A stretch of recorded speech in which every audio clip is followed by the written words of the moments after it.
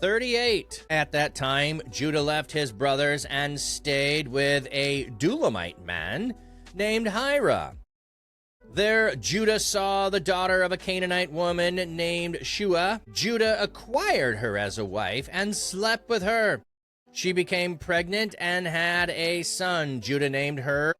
She became pregnant again and had another son, and she named him Onan. Then she had another son whom she named Shelah. She gave birth to him in Kezib. Judah acquired a wife from a wife for his firstborn. Her name was Tamar. But Judah's firstborn, was evil in the Lord's sight, so the Lord killed him. Then Judah said to Onan, "Sleep with your brother's wife and fulfill the duty of a brother-in-law to her, so that you may raise up a descendant for your brother." But Onan knew that the child would not be considered his. So whenever he slept with his brother's wife, he wasted his emissions on the ground so as not to give his brother a descendant. What he did was evil in the Lord's sight, so the Lord killed him too. Then Judah said to his daughter-in-law Tamar, "Live as a widow in your father's house until Shelah, my son, grows up." For he thought, "I don't want him to die like his brothers." So Tamar went and lived in her father's house. After some time, Judah's wife, the daughter of Shua, died. After Judah was consoled, he left for Timnah to visit the sheep shearers along with his friend Hira, the Adulamite.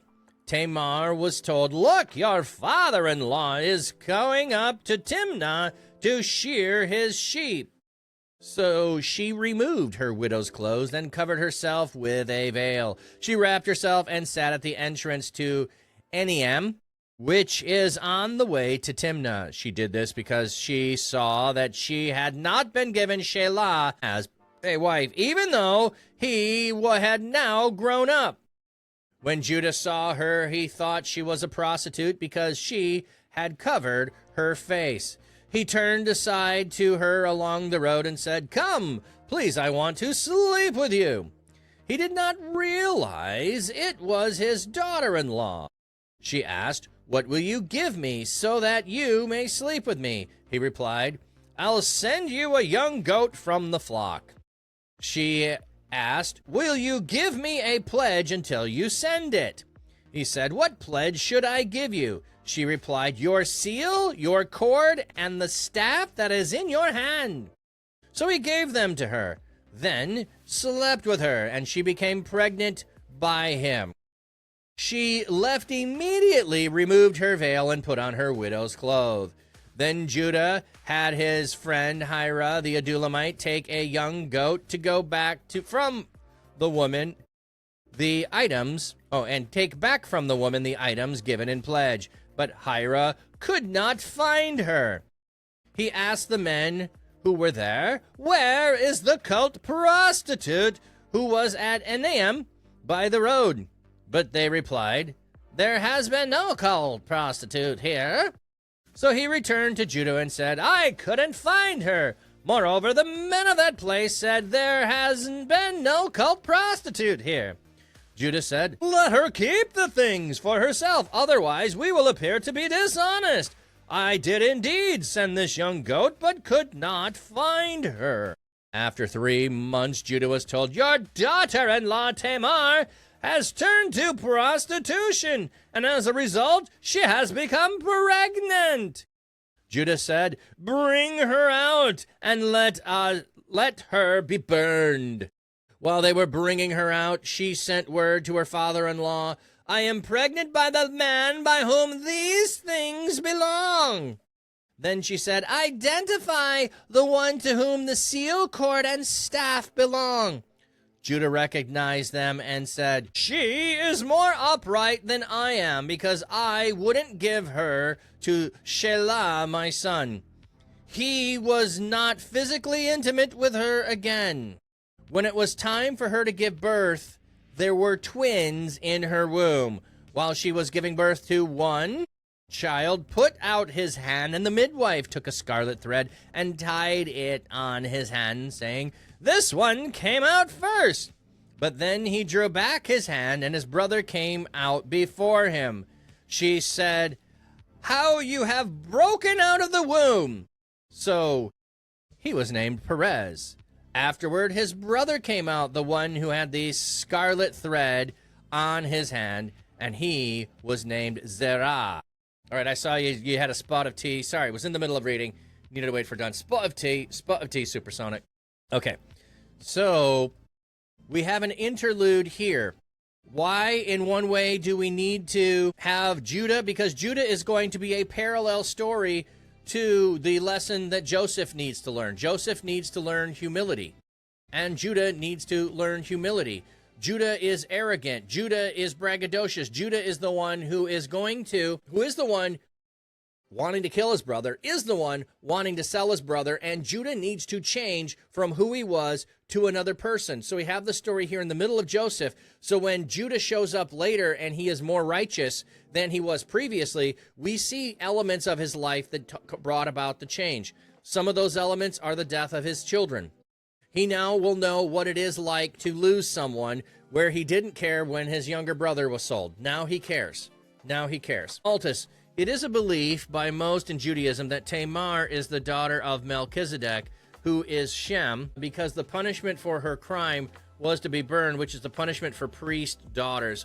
I wondered about the burning instead of stoning. Altus, dude, that's fascinating. That is fascinating. So the reason for... Well, also, he thought she was a cult prostitute, but no, when she pretended to be a cult prostitute.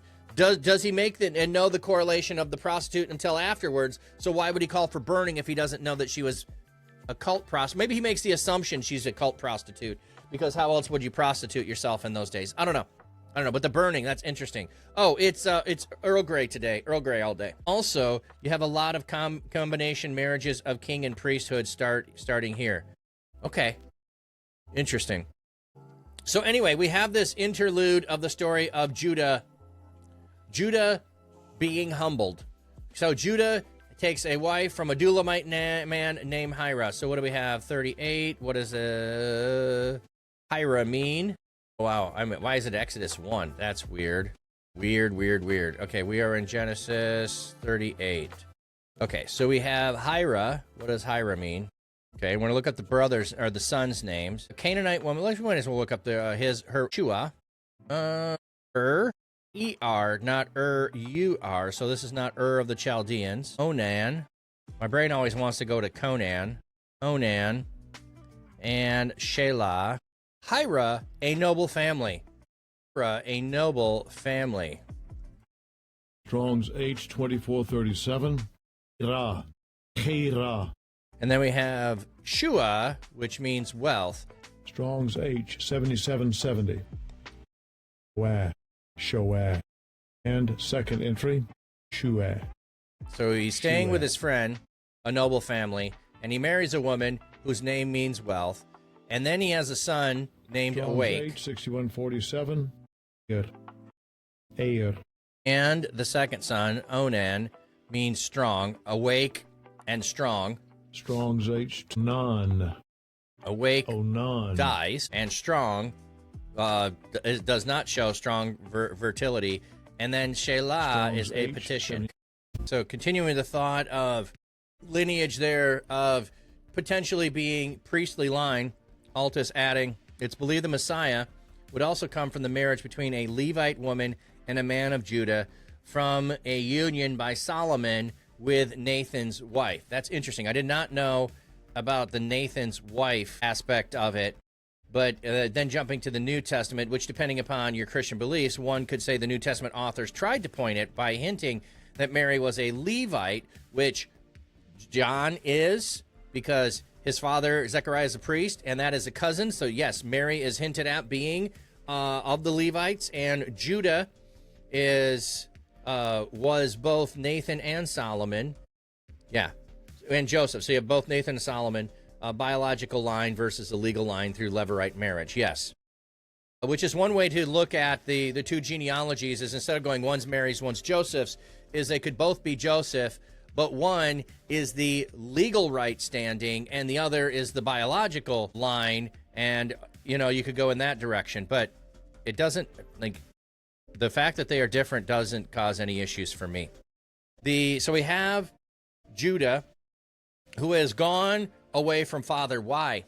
Like, he can't, like, is it because he's going to be married? Is it because he has found a disgrace within the family? Or it's just time for him to move away from family? We don't get any motives, any reasons, but we get it after the selling of his brother that the story takes place.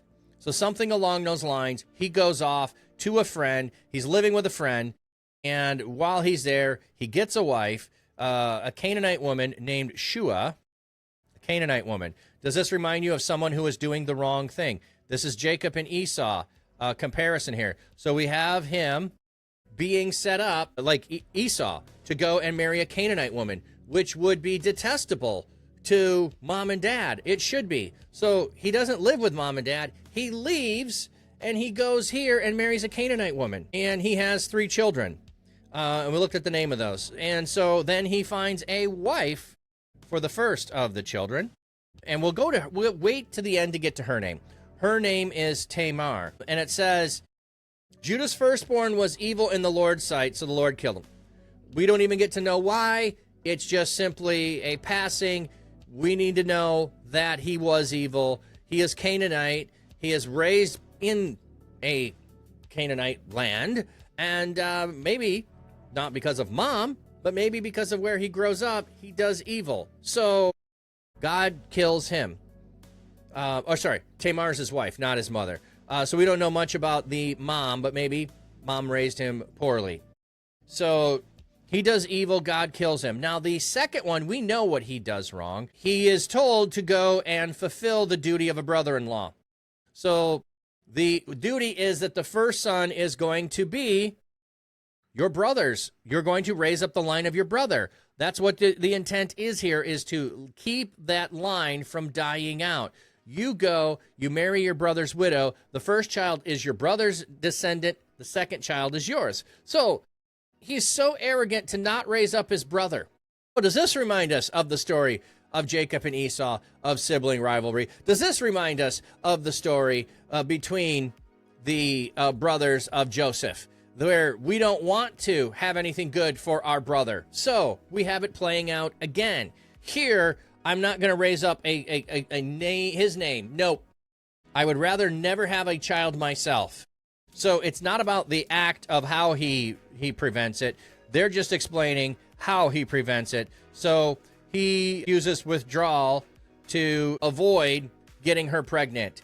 And because he will not fulfill his duty to raise up a name for his brother, he too is killed. He too is killed because of that evil action. Then Tamar is promised that she'll have the youngest son when he grows up. Well, he grows up and he doesn't get given to her. And she is still sitting, waiting in her widow's clothes until then, because this is what she's been promised. Now, Judah's wife dies. So Judah's wife dies, and now he's going to shear his sheep. And Tamar, finds out about this. It was just really weird. Like, is she keeping tabs on him? Is she waiting for an opportunity? Did she only start to look for tabs on him after? Or is it just coincidental? And when the news comes, she comes up with a plan. Don't know entirely. But the negotiation process is kind of fun. So she dresses up as a cult prostitute, and apparently she turns everyone else down, or only Judah comes along, or she waits until Judah sees him coming and then goes out. Don't know entirely all of that. But Judah comes, and because he's now a widower, decides, yeah, she looks good, or she's good enough, and how much? He says, I'll give you a young goat, but he doesn't have the goat now. I'll have to send the goat to you. So he says, what can I give you? So look at how brilliant she is. Give me your signet, your signet, So he is going to have to give her in pledge, let me just read through it, your seal, your cord, and the staff in your hand. So things that identify Judah. She is going to get these and identify. Now, here's the blessing piece from God. And we need to view it this way. She sleeps with Judah one time, and God rewards her with being pregnant. Like, it doesn't usually happen the first time. I mean, statistically, it doesn't. Okay? So here, he sleeps with her, thinking she's a cult prostitute. She becomes pregnant. The very first time, the one and only time they sleep together, she becomes pregnant. And just foreshadow here, both sons are redeemed. Both sons are redeemed because there are two sons who are killed, and there are two sons that she has. So it's not Judah's line that is going to be redeemed, because Judah already has his line by having three sons, and the youngest son will still be his line. So the line of his brothers, his sons are going to be redeemed. And by redeeming his son's line, he also is redeeming his, BT dubs. So he redeems his two sons by the two sons that are in the womb. So both sons get redeemed. God doesn't just allow for one of the two dead to be redeemed in Judah's line. Both of the sons are redeemed in Judah's line through the righteousness of Tamar. So then 3 months later, finds out she's pregnant. He is going to burn her, which was interesting. I wondered on the burn her, or I should say, he goes to try to pay his pledge. He can't pay the pledge, and he's like, whatever. She's got proof that, we tried to pay. So nobody can downplay that we didn't pay our debt. We tried to pay. Then 3 months later, she turns up to be a prostitute. So now I want to go look her name up. Now we're getting to the story of her, Tamar. So verse 24, Tamar. It's a fun name to say. It means palm tree. Strong's H8559. Tamar. Tamar. Opa! Welcome in, friend. So, palm tree. Jordan Williams, welcome in. So, a palm tree is something that is going to provide shade. It is something that is going to provide so it's, a nice respite of a place. You wouldn't always have to go, wow, this name means something fantastic and amazing, but that's what her name is. So, he accuses her of turning to prostitution, which, in fact, is what she did, but not turning to prostitution. Only you, Judah. BT dubs, because she has become pregnant. The assumption is she's not married. It has to be prostitution. So bringing out to burn her, and we had Altus bringing up the point that being burned might have been because she would have been a daughter of a priest, and that would be why she would be burned instead of stoned. While they're bringing her out, she sent word to her father-in-law. So it's interesting. Her dad doesn't step in here. She went back to her father's house. Judah is bringing her out to burn her. Family doesn't step in on her behalf, but she sends word to her father-in-law, and love how they do this. The same way in which they take the cloak and say, could this be your son? Could this be? She says, this belongs to the man who got me pregnant. Whose could it be? Whose could it be? You tell me whose it is. You tell me whose it is. She doesn't make the accusation. See how she is acting righteously by saying, here's the evidence of the one who did this to me. It turns out it's Judah. So she's acting righteously in the presenting of the items. They were acting unrighteously in the presenting of the items in deception of their father. Here, there's no deception. The deception is in reverse order, the deception in who she was, but the deception was because he would not fulfill his vow that he had given her to give his third son. He did not live up to the vow that he did, and so she had to deceive him in order to receive what was due her in raising up the dead and honoring them. And he even states this, she is more righteous than I because I wouldn't give her my son. And then it points out he was never physically intimate with her again. So, one-time thing, that's it, and no more. Now we get into the story of the twins, and I was pointing out that it's twins because it is a redeeming of both of the lines of his sons. So I love this story too, by the way. The one puts his hand out and gets a ribbon because he's born first, but he has to pull his arm in, and when he pulls his arm in, the other one bursts forth in place of him. And so the one who burst forth in place of his brother is called Perez. One is revealed, concealed, and then revealed again. One is firstborn, but the other is treated as one. Yes. Okay, so we got two more names. Perez and Zerah. I know my brain always wants to go, Zerah. What does his name mean? It means soon we will see. H6557. Perez. So we have Perez, breach, so breaching through, not breach as in being born backwards. And Zerah, rising. Strong's H2226. Zerah. Zerah. So we have Zerah, who puts his hand out, which technically would be firstborn, but not born. So just interesting little tidbits in that story. So again, this is an interlude in the story of Joseph. Why? Because we have parallels of what is happening in Judah's life, of him needing to be humbled, of him needing to decide that he's going to pursue God and he is going to learn to love others more than himself. And then we're going to go back to the story of Joseph so that when Judah shows up, we will know and understand his brother as potential to be gone through a transformation. We don't know that he has yet. We only have him going down a path that looks a whole lot like the path of Esau. He has taken down the path of Esau, and he has an encounter with Tamar. Will that encounter change him? We shall see.